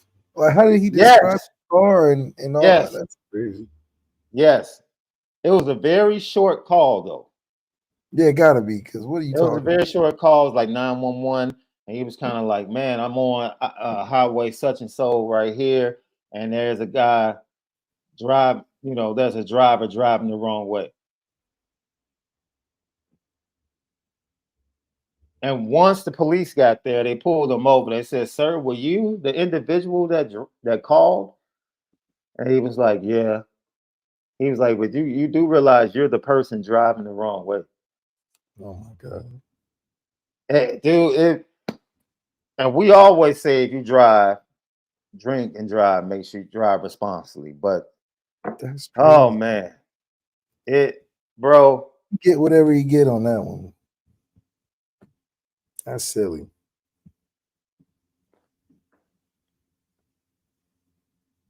That's funny. Does he play for Georgia? That's funny.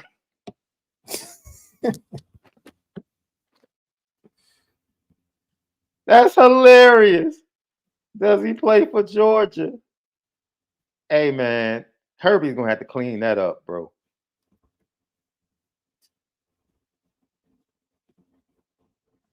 Kirby's gonna have to clean that up. And last but not least, I gotta put James Harden on the petty train, man. Oh man, but is it the NBA doing that? or what do you think? Because I think they trying to put him out or something. No, look, bro. Okay, let me put it to you like this. I'm gonna try to make it similar. You had home games at Notre Dame, bro, right? Okay, yeah. You had class, you had practice. You knew what you can handle. I'm sure you still you know what you did. Okay. I'm sure you still kicked it, went to see your girl during the week. You know what you know what you can handle. Yes. I would venture to say if it was a bigger game, you might not do as much. Yeah. I've never been in that position. Right. But I'm saying if it's a bigger game, I venture to say you might not try to do as much as we.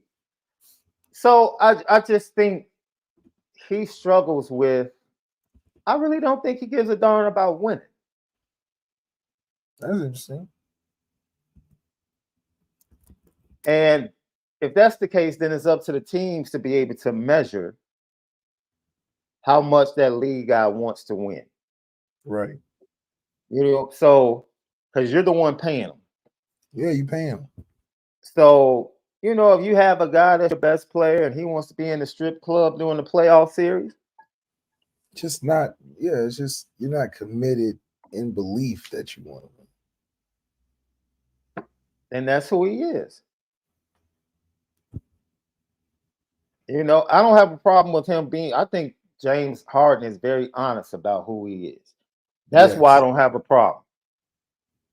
I think James Harden is very upfront and honest about how he's going to approach the game, how he wants to play, and who he is as a person. Yeah, generally. Now, the bad part is he's mad now because organizations have got hip to it and told him we're not paying. That's why he's angry. So, I don't know. I don't think the NBA is really. Do I think the NBA cares about players like James Harden? No, because not really, because James Harden does get into trouble. Does he? No, he doesn't. That's my point. Oh. James Harden, you never heard about James Harden getting arrested. No. Oh, he hit the strip club. He kicks. He's kicking it with Bun B. Some other. What's the other rapper he bought, which is a weird relationship. Lil Baby. In fact, him and Lil Baby. That the gift they give to each other. That's a real weird relationship. Weird. Yeah, I'm not giving you a box of money, bro. Hey, Left, me and you. I'll buy you a gift. I don't think I'm giving you a box of money. Yeah, I mean, they, maybe chalk it up to rich people do rich people stuff or something. Maybe. You're right. But that's all right now. Hey. Special dudes, man. Special dudes. So once again, Thursday night, prime time. Matter of fact, is Thursday cool? Because I know you don't have a game this week, though. No, I got a game Friday, but we're good. Okay, but you don't have a CBS game this week to prep for. No, not this week, right? Okay. So we're gonna try Thursday night with Dev and CJ. I just hit CJ up, see if Thursday night is cool. And we'll try to do it at 7 o'clock prime time right here on the Lucky Lefty podcast. But we'll see you guys tomorrow morning for another edition of the Lucky Lefty podcast, man. As always, we do it for you guys. We appreciate you guys. Have a great day, but most of all, make sure you spend it different.